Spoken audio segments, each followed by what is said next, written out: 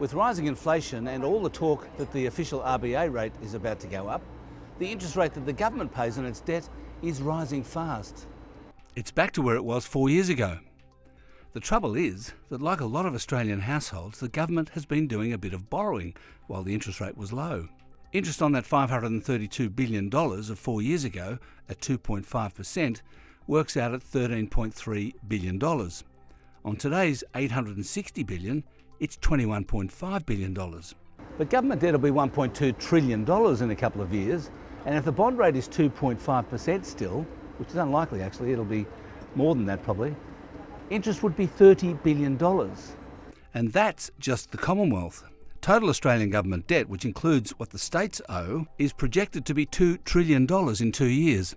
Interest on that will be at least $50 billion a year, which would buy a few pretty comfortable nursing homes or a lot of flood levies. But Treasurer Josh Frydenberg is now preparing this year's budget in the midst of a commodity price boom, with some very conservative assumptions up his sleeve. Here's the iron ore price that was assumed last December.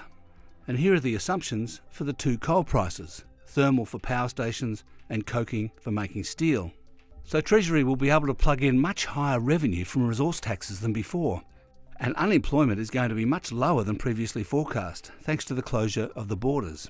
And that means less welfare and more income tax. So Josh Frydenberg has been whacked on the backside by a rainbow. Against that, there's the fast rising interest bill, high defence spending, and the floods are going to be very expensive, both to clean up after this one and prevent in future.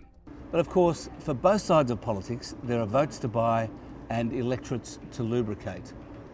But on balance, I reckon that in the 2022 budget in 9 days' time, we'll see more spending, more tax cuts, and a smaller deficit.